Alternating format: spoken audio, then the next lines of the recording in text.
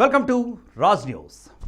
8 రోజులు అయిపోయింది సరిగ్గా గండికోట మిస్టరీ మర్డర్ జరిగి, కానీ ఇప్పటికి కూడా పోలీసులు ఆ మిస్టరీని ఛేదించలేకపోతున్నారు.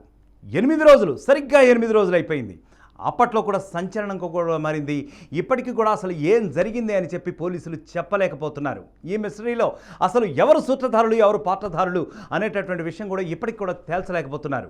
ఒకవేళ ఏదైనా సుపారీ గ్యాంగ్ ప్రమేయం ఉందా, లేక ఇది పరువు హత్యనా అనేటటువంటి అనుమానాలు కూడా అటు నెటిజన్ల నుంచి కానివ్వండి, ఇటువైపు స్థానిక పౌరుల నుంచి కూడా వెల్లువెత్తుతున్నటువంటి సందర్భం అయితే ఉంది.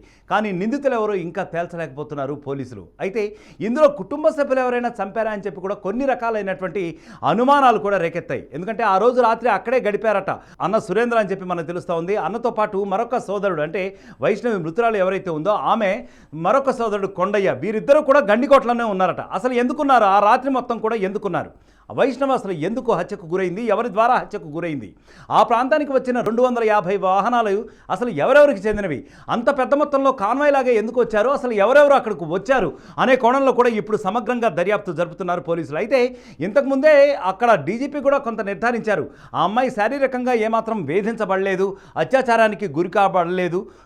కాబట్టి లోకేష్ అయితే అతను నిందితుడిగా మాత్రమే మనం అనుమానించవచ్చేమో, కానీ అతనైతే దోషిగా మాత్రం మనం నిర్ధారించలేమని చెప్పి అక్కడ ఆయన కూడా చెప్పుకొచ్చారు. బట్ అయినప్పటికీ గండికోటలో ఇంటర్ విద్యార్థిని హత్య కేసు అనూహ్యమైనటువంటి మలుపులు అయితే తీసుకుంటోంది. ఈ హత్యలో ప్రియుడు పాత్ర లేదని చెప్పి డీఐజీ అప్పట్లో కోయ ప్రవీణ్ చెప్పారు. అలానే ఎటువంటి లైంగిక దాడి కూడా జరగలేదు అని చెప్పి వెల్లడిస్తున్నారు. అంతా బాగానే ఉంది. మరి ఇప్పుడు అనేక రకాలైనటువంటి ప్రశ్నలకి ఆయన చేసినటువంటి వ్యాఖ్యలు ఏవైతే ఉన్నాయో అవి ఒకవైపు నుంచి, మరొక వైపు అన్న సురేంద్ర, అలాగే అతనితో పాటు కొండయ్య అనే అతను, వీళ్ళిద్దరూ కూడా గండికోటలోనే ఆ రోజు రాత్రంతా ఉన్నారట. అసలు ఎందుకున్నారు, ఆ రాత్రంతా అక్కడే ఉండి అసలు ఏం చేశారు? లోకేష్తో వైష్ణవి కలిసినటువంటి సమయంలో అదే పనిగా కొన్ని వందల సార్లు ఎందుకు సురేంద్ర వైష్ణవికి ఫోన్ చేశాడు? ఎందుకంటే అదే పనిగా సురేంద్ర వైష్ణవికి ఫోన్ చేయడంతో ఎందుకో లోకేష్కి అనుమానం వచ్చింది. అందుకనే వెంటనే ఆమెను అక్కడే విడిచి వెళ్ళిపోయాడా, లేకపోతే అతనే లోకేష్ ఏమైనా ఒక పక్కా ప్లాన్ ప్రకారం వైష్ణవిని మర్డర్ చేయించాలి అని చెప్పేసి అక్కడి నుంచి వెళ్ళిపోయాడా అనే రకమైనటువంటి సందేహం కూడా ఒకటి వస్తుంది. అలాగే ఇంకో రకంగా చూసుకుంటే అతను వెళ్ళి లాడ్జ్లో 2 గంటలకు పైగానే గడిపాడు అనేసి అంటున్నారు.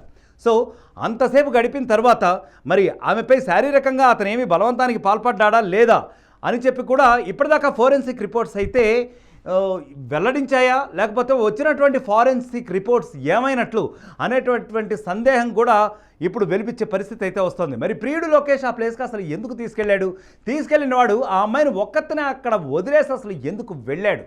ఇదంతా కూడా సస్పెన్స్గా మారుతుంది. ఎవడైనా అమ్మాయిని ఆ ప్లేస్లో ఒంటరిగా వదిలేసి వస్తాడు అసలు? ఎందుకంటే అదొక చారిత్రాత్మక ప్రదేశం, ఒక కోట లాంటి ప్రదేశం. సో ఎవడు ఎక్కడైనా నక్కి ఉండొచ్చు, దాక్కుని ఉండొచ్చు.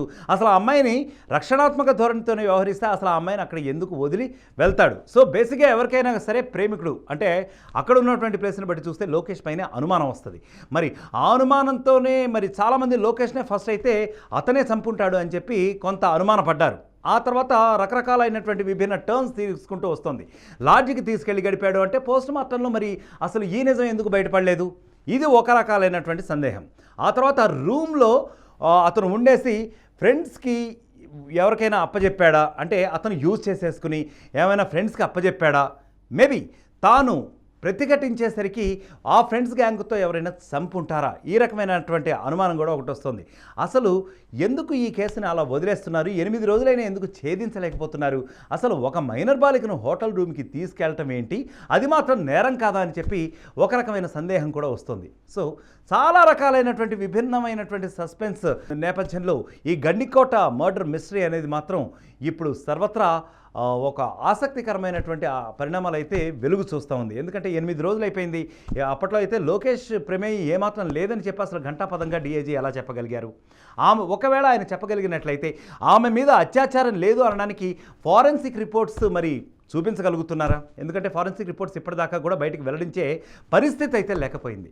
సో ఈ రకమైనటువంటి విభిన్న రకాల ప్రశ్నలు ఉద్భవిస్తున్నటువంటి ఈ నేపథ్యంలో నిజంగా ఇది ఒక గండికోట మర్డర్ రహస్యంగానే మిగిలిపోయింది.